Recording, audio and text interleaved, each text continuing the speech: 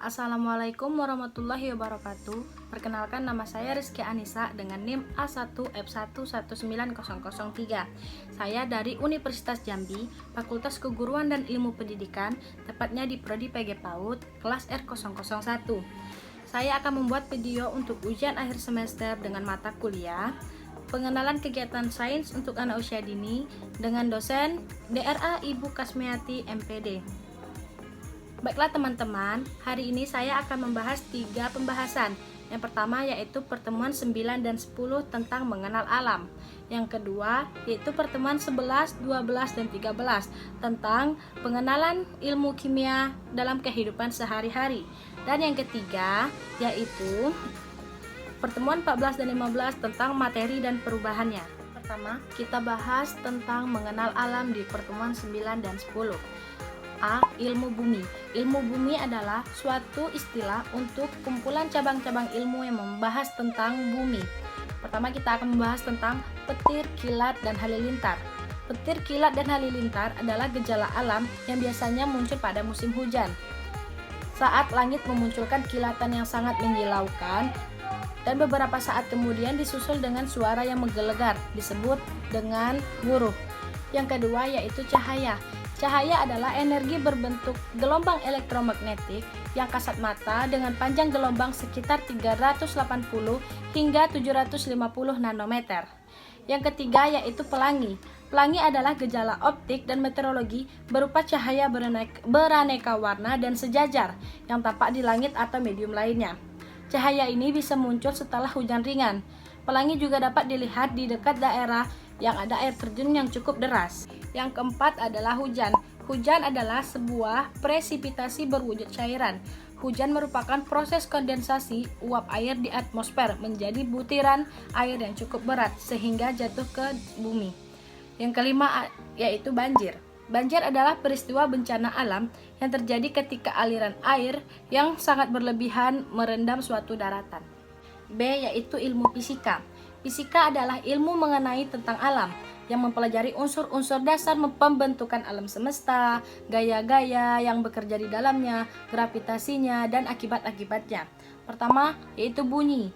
Bunyi atau suara dalam fisika adalah getaran yang merambat sebagai gelombang akustik melalui media transmisi seperti gas, cairan, dan padatan. Yang kedua yaitu warna. Warna menurut ilmu fisika adalah kesan yang ditimbulkan oleh cahaya pada mata.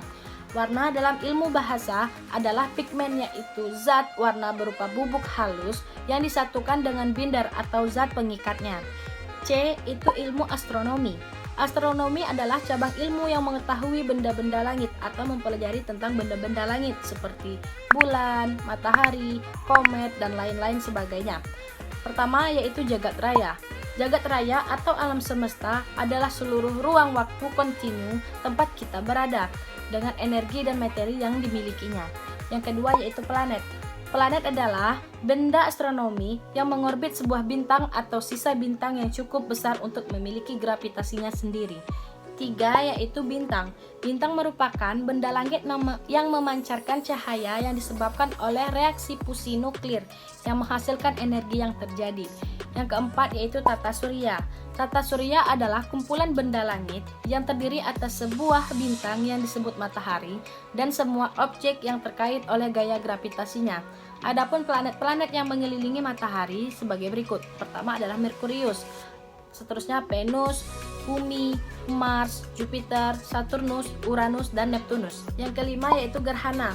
Gerhana adalah fenomena astronomi yang terjadi apabila sebuah benda angkasa bergerak ke dalam sebuah benda angkasa lainnya. Gerhana terbagi menjadi 2, yaitu gerhana matahari dan gerhana bulan. Gerhana matahari terjadi pada saat bulan di antara matahari dan bumi.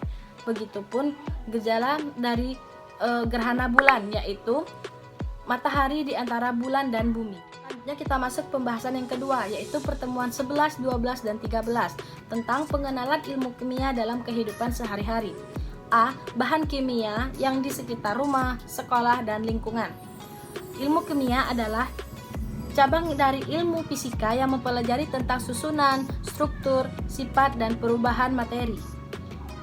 Pertama, bahan kimia yang ada di sekitar rumah.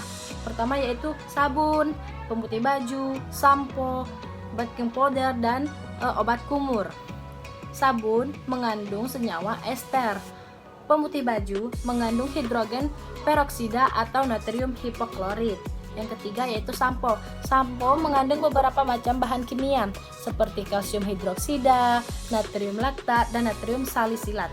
Yang keempat itu baking powder. Baking powder ini biasanya digunakan dalam pembuatan kue untuk pengembang. Baking powder ini terbuat dari natrium bikarbonat. Yang kelima yaitu obat kumur. Obat kumur ini mengandung hidrogen peroksida dan gliserin. Yang kedua yaitu bahan kimia yang ada di sekolah. Seperti yang kita ketahui bahwasanya sekolah memiliki laboratorium kimia. Nah, di laboratorium tersebut terdapat beberapa bahan kimia seperti NaCl, H2SO4, HCl, H2NaOH, dan HNO3. Yang ketiga yaitu bahan kimia yang ada di lingkungan sehari-hari, yang seperti pernah kita pakai atau sesuatu yang sering kita gunakan. Pertama yaitu gula dapur. Gula dapur ini mengandung sukrosa. Yang kedua yaitu garam. Garam ini mengandung Na dan Cl atau biasa kita sebut NaCl. Yang ketiga yaitu pewarna makanan. Keempat pemanis makanan. Dan yang kelima yaitu pengawet makanan. B yaitu bahan kimia yang terdapat di dalam makanan. Pertama adalah pengawet. Yang kedua adalah penyedap. Dan yang ketiga adalah pewarna.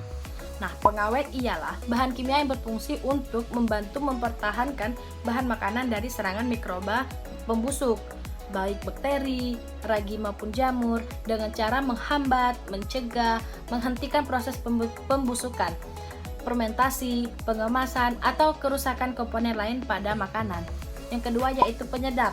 Penyedap ini adalah kesan sensorik dari makanan suatu zat lainnya. Bahan penyedap didefinisikan sebagai suatu zat yang memberikan rasa pada zat lain, yang mengubah karakteristik zat terlarut menyebabkan ia menjadi manis, asam, dan lain-lain. Contohnya yaitu masako, roiko yang sering kita pakai dalam masakan kita sehari-hari. Yang ketiga yaitu pewarna. Bahan pewarna secara sederhana dapat didefinisikan sebagai suatu benda berwarna yang memiliki afinitas kimia terhadap benda yang diwarnainya. Bahan pewarna ini pada umumnya bersifat cair yang mudah larut dalam air ataupun makanan. C. Dampak bahan kimia pada manusia. Pertama itu dampak positifnya, membuat bahan pembangkit listrik tenaga nuklir, memberikan pekerjaan bagi manusia. Yang kedua yaitu mengembangkan obat pembasmi hama. Ini digunakan untuk pertanian. Yang ketiga mengembangkan pupuk buatan bagi pertanian yang digunakan petani untuk menyuburkan tanaman-tanaman mereka. Yang kedua yaitu dampak negatif, dapat menimbulkan penyakit berbahaya seperti kanker, tumor, dan lain-lain. Yang kedua yaitu menimbulkan wabah penyakit yang berkepanjangan. Dan yang ketiga yaitu dapat merusak organ dari jaringan tubuh makhluk hidup. Ke pembahasan yang ketiga yaitu pertemuan 14 dan 15, materi dan perubahan-perubahannya. 1. Pengertian materi. Materi adalah setiap objek atau bahan yang membutuhkan ruang yang jumlahnya diukur oleh suatu sifat yang disebut dengan massa. Materi juga biasa disebut dengan sesuatu yang memiliki massa dan volume. Yang kedua yaitu sifat materi dibagi menjadi dua. Pertama adalah sifat fisika, yaitu sesuatu yang dapat diukur secara langsung. Contohnya wujud zat, warna zat, kelarutan, dan lain-lain. Yang kedua yaitu sifat kimia. Sifat kimia ini yaitu sifat yang berhubungan dengan sebuah zat untuk bereaksi atau berubah menjadi zat lain. Zat ini mudah terbakar dan mudah membusuk, dan lain-lain. Yang ketiga yaitu perubahan materi. Pertama adalah perubahan fisika atau perubahan fisis, merupakan perubahan pada suatu materi yang tidak menyebabkan pembentukan materi baru. Yang kedua yaitu perubahan kimia.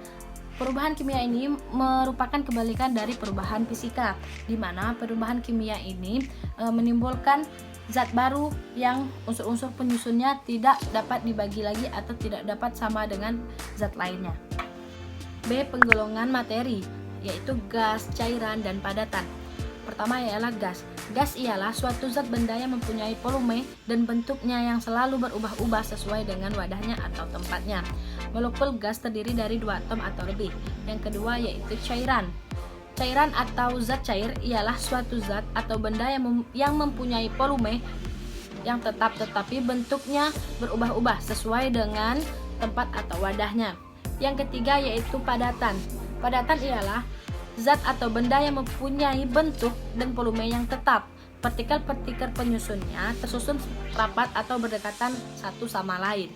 Kita masuk ke yang C, yaitu larutan dan kelarutan. Pertama yaitu larutan. Larutan merupakan campuran homogeni antara dua zat atau lebih yang saling melarutkan, dan masing-masing zat penyusunnya tidak dapat dibedakan lagi secara fisik. Yang kedua yaitu kelarutan. Kelarutan merupakan kemampuan suatu zat terlarut untuk dapat larut dalam sejumlah pelarut pada suhu tertentu, atau seperti pada air atau pada makanan. Terima kasih. Wassalamualaikum warahmatullahi wabarakatuh.